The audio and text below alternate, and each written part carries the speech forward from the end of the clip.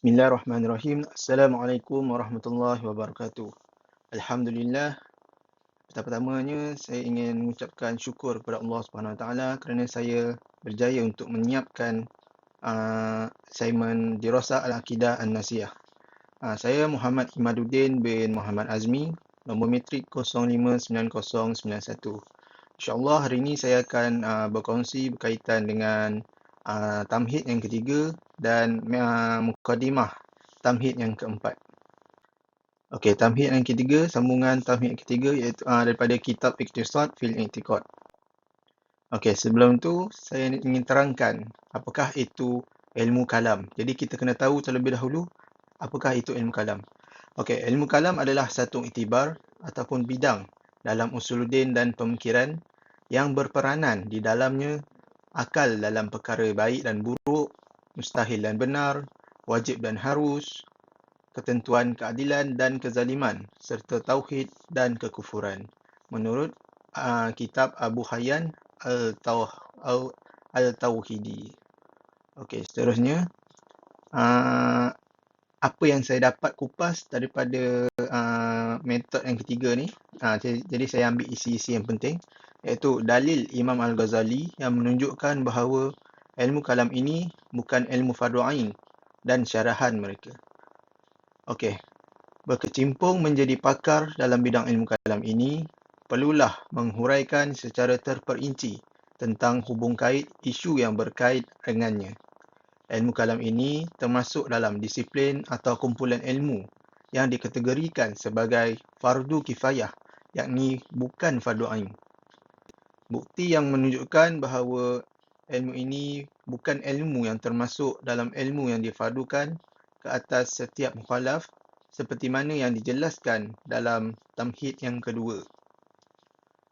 Jadi telah nyata kepada kita bahawa tidak wajib ke atas semua manusia yang mukhalaf kecuali yang mempercayai dalam hati dan memutuskan kepercayaan yang jelas dan pasti dalam hati, dan wajib kepada kita iaitu fardu ain terhadap seseorang itu ialah apabila belajar ilmu ini, sekiranya ilmu ini dapat menghilangkan keraguan bagi orang yang mengalami keraguan, kekeliruan dalam masalah ketuhanan, yang bolehlah kita katakan ilmu ini wajib bagi dia. Okey. Seterusnya, isi kandungan yang kedua yang saya dapat ialah isu dan persoalan bagaimana ilmu kalam ini menjadi ilmu fardu kifayah dan bagaimana Imam Ghazali menjawabnya. Kenapa ia menjadi fardu kifayah sedangkan Imam Ghazali telah menegaskan bahawa kumpulan manusia yang ada dalam masyarakat ini memberi mudarat kepada mereka dan tak memberi manfaat kepada mereka. Apa yang kita ketahui adalah apa yang perlu kita yakini ialah menghilangkan pelbagai keraguan dalam asas-asas akidah merupakan satu kewajipan. Dan berlakunya keraguan dalam diri seseorang itu perkara yang harus, bukan perkara yang mustahil.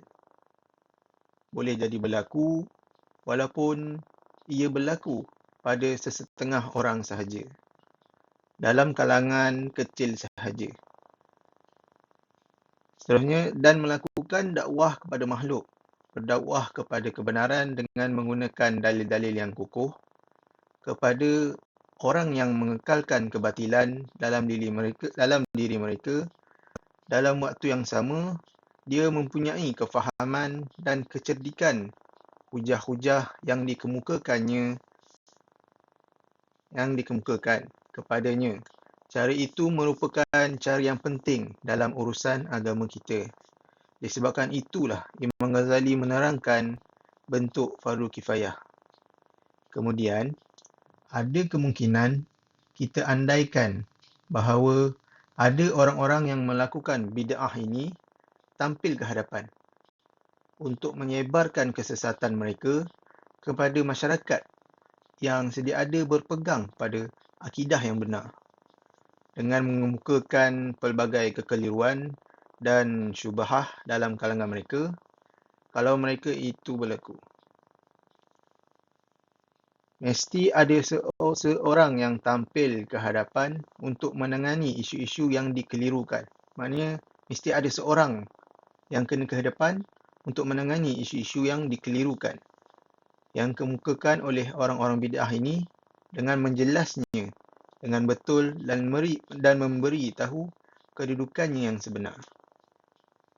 Seterusnya, dan membasmi pandangan-pandangan orang yang sesat tersebut dengan menyifatkan ia dengan sesuatu perkara yang sangat tidak boleh terima perkara yang buruk. Dan perkara tersebut tidak boleh ditangani kecuali dengan orang-orang yang alim dengan bidang ini.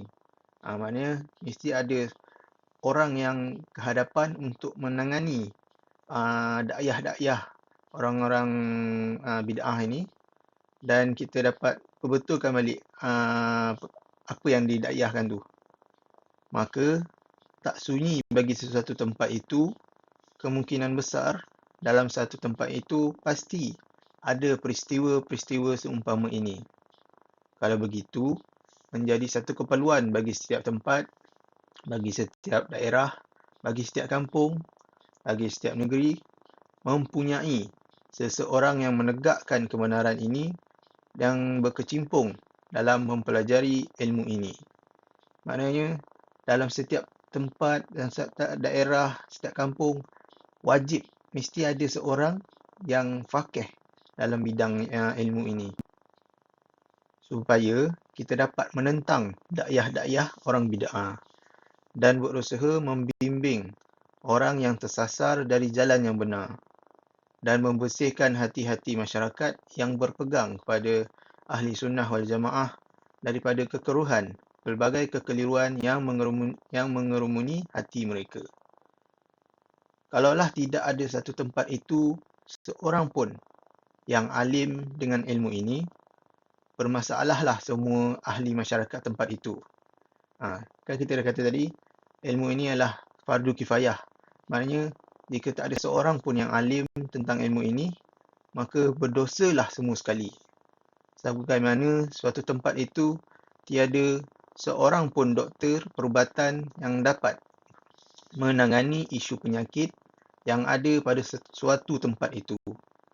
Maka berdosalah semua orang yang menetap di tempat itu disebabkan tidak mempelajari ilmu kedoktoran atau tidak ada ahli faqih tentang ilmu fiqh yang boleh menangani isu-isu hukum fiqh dalam suatu tempat itu, maka semuanya berdosa.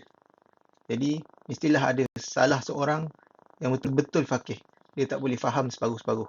Tak boleh faham sebahagiannya. Kena faham keseluruhan ilmu itu.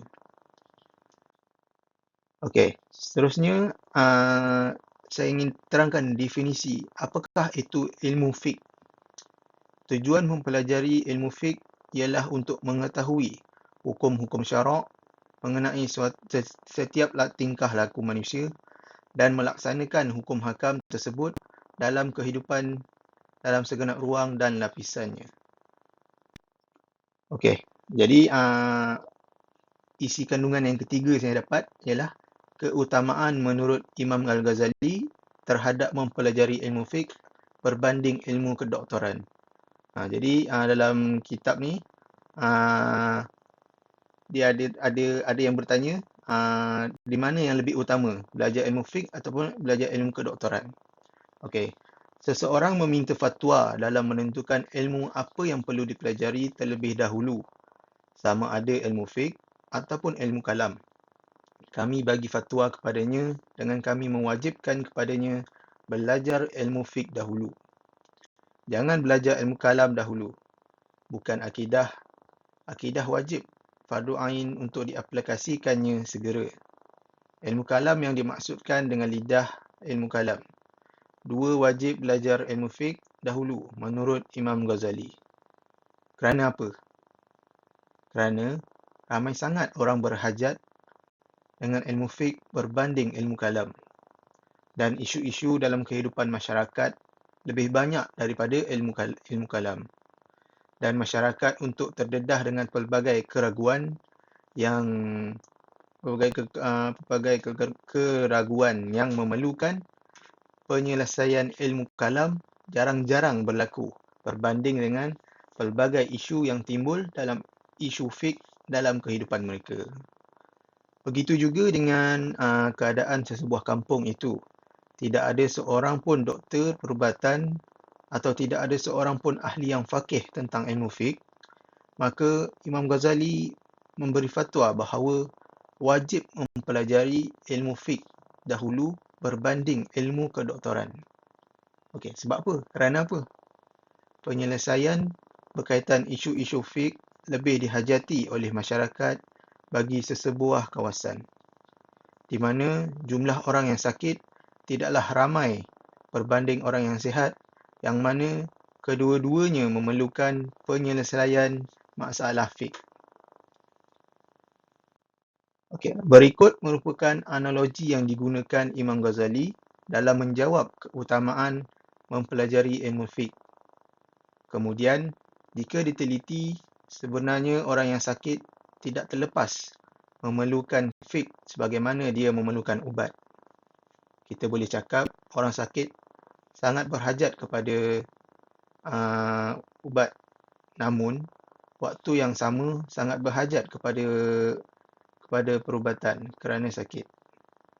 Lalu Imam Ghazali berkata, hajat orang yang sakit tadi kepada perubatan untuk merawat sakit dia hanyalah sementara dan bersifat fana sahaja, berbanding ilmu mempelajari ilmu fiqh dalam memastikan kehidupannya pada masa akan datang. Selain itu, dapat kita lihat kesungguhan para sahabat menyibukkan diri mereka mencari hukum hakam, mencari penyelesaian tentang hukum hakam fiqh dalam mesyuarat mereka. Di sini dapat kita lihat bukti lain betapa diutamakan dalam mempelajari ilmu fiqh. Imam Ghazali berkata, dan jangan tertipu dayalah dengan percakapan orang-orang yang mendakwa ilmu kalam ini asal. Tidak dinafikan ilmu akidah itu ilmu asas yang perlu diutamakan dari ilmu fiqh dari sudut mengimaninya, tetapi bukan dari sudut mempelajarinya, iaitu sana'il kalam. Okey, seterusnya kita masuk pada tamhid yang keempat, iaitu muqaddimah tamhid yang keempat ini. Okey. Apa yang dibincangkan dalam tamhid yang keempat ni?